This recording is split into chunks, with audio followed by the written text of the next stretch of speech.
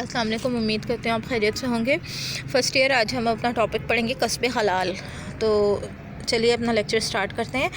کسب حلال، کسب حلال کے معنی ہیں کہ حلال روزی کمانا، اللہ اور اس کے رسول صلی اللہ علیہ وسلم کے بتائے ہوئے طریقوں کے مطابق کمانا، اور وہ کمائی جس میں انسان کی محنت و مشقت دخل نہ ہو اسے حرام کہتے ہیں، اور اس میں حرام ہونے کا کوئی شبہ نہیں رہ جاتا۔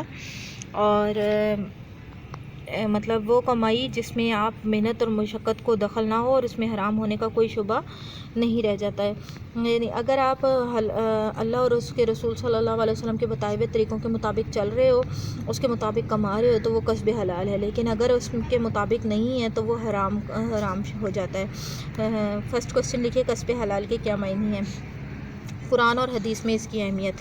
اسلام ایک ایسا مذہب ہے جو اپنے پیروکاروں کو تن آسان اور گداگر نہیں بنانا چاہتا۔ یعنی تن آسان کا مطلب ہوتا ہے جسم کو بس آرام مہیا کرنا۔ تو اسلام جو ہرگز یہ نہیں کہتا کہ آپ اپنے جسم کو ہر وقت آرام مہیا کرتے رہیں اور جسم کو ہمیشہ پرسکون رکھیں، بلکہ اسلام چاہتا ہے کہ وہ آپ کو ایک جو ہے حرکت و عمل میں کا دین ہے، اور وہ آپ کو گداگر نہیں بنانا چاہتا۔ قرآن و حدیث میں کسب حلال کی جتنی اہمیت بیان کی گئی ہے، وہ یہ بات ثابت کرتی ہے کہ اسلام جو ہے معاشی نظام میں صرف حلال اور جائز رزق کے فروغ کی کوشش کی جاتی ہے۔ تمام حرام ذرائع کو انسداد کیا جاتا ہے، یہ منع فرمایا جاتا ہے۔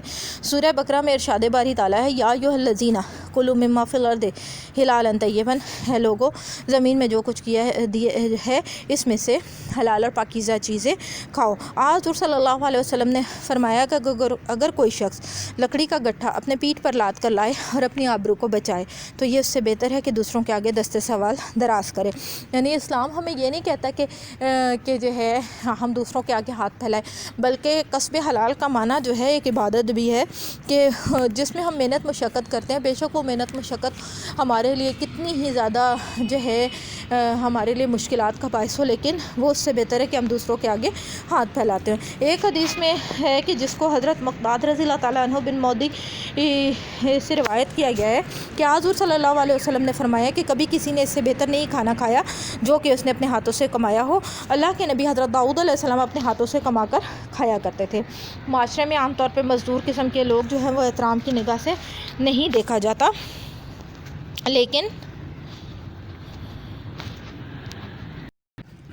حضور صلی اللہ علیہ وسلم نے فرمایا ہے کہ الکاسب و حبیب اللہ ہے، یعنی ہاتھ سے کمانے والا اللہ کا دوست ہے کا نعرہ لگا کر کسب حلال کی اہمیت کو واضح کیا ہے۔ یعنی اللہ کسے دوست رکھتا ہے؟ جو حلال کی روزی کماتا ہے۔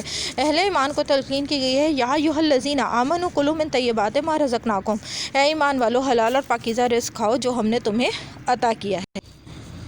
کوسچن نمبر 2، کسب حلال کے متعلق کوئی ایک آیت، قرآنی آیت اور کوئی ایک حدیث تحریر کریں۔ نیکسٹ ٹاپک ہے کسب حرام کی ممانعت، یعنی حرام کمانے سے منع فرمانا۔ اسلام نے ایک طرف تو کسب حلال پر زور دیا ہے، دوسری طرف کسب حرام کی ممانعت بھی کی ہے۔ یا ایھا الذین آمنوا لا تاکلوا اموالکم بینکم بالباطل، اے ایمان والو آپس میں ایک دوسرے کا مال باطل طریقے سے مت کھاؤ۔ رزق حلال جسم کی صالح پرورش روح کی پالیدگی کے لیے انتہائی ضروری ہے۔ صالح کہتے ہیں نیک، یعنی جسم کی نیک پرورش اور روح کی پاکیزگی، یعنی روح اسی ٹائم پاکیزہ ہوگی جب آپ حلال کا لقمہ کھاؤ گے اور وہ جسم میں سرایت کرے گا وہ لقمہ، تو آپ کے جسم اور آپ کی روح دونوں ہی پاکیزہ رہے گی، اور حرام کے جو ہے وہ لقمہ جب آپ کے جسم میں شامل ہو جائے تو وہ کبھی بھی آپ کی روح کی پالیدگی، روح کی پاکیزگی کا باعث نہیں بنے گی۔ ایک حدیث میں حضور صلی اللہ علیہ وسلم نے رزق حلال کی تلقین کرتے ہوئے فرمایا تھا، ایک ایسے شخص کا ذکر کیا جو لمبا سفر کر کے آئے، پریشان حال، غبار آلود، اپنے دونوں ہاتھ آسمان کی طرف اٹھائے کر دعائیں مانگے، اے پروردگار، حالانکہ اس نے کھانا بھی حرام ہو، اس کی حرام کی غذا دی گئی ہو، تو اس کی دعا کیوں کر قبول ہوگی؟ یعنی ایسے شخص کی دعا قبول نہیں ہوتی جس نے حرام کھایا ہو اور حرام کا لقمہ اس کے جسم میں سرایت کیا ہو۔ اس حدیث سے پتہ چلتا ہے کہ کسب حلال کرنے والے کی دعا قبول ہوتی ہے۔ اس سلسلے میں ایک اور حدیث میں حضرت سعد رضی اللہ تعالیٰ عنہ نے حضور صلی اللہ علیہ وسلم کی خدمت میں عرض کیا، میرے لیے دعا فرمائیں، میری ہر دعا قبول ہو جائے۔ تو آپ صلی اللہ علیہ وسلم نے فرمایا، اگر حلال روزی کھاتے ہو تو تمہاری ہر دعا قبول ہوگی۔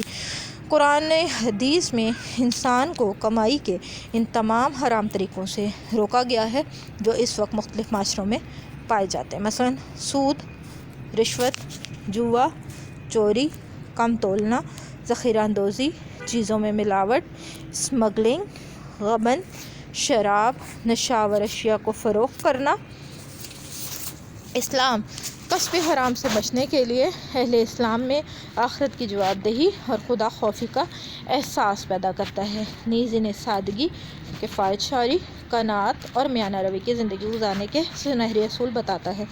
ضرورت صرف اس بات کی ہے، اسلامی تعلیم پر عمل کرنے کی ہے۔ حضور صلی اللہ علیہ وسلم نے صحابہ کرام رضی اللہ تعالیٰ کو نہ صرف ایثار کی تلقین کی بلکہ بہترین عملی نمونہ بھی پیش کیا۔ آپ صلی اللہ علیہ وسلم کی زندگی سراپا ایثار و قربانی تھی۔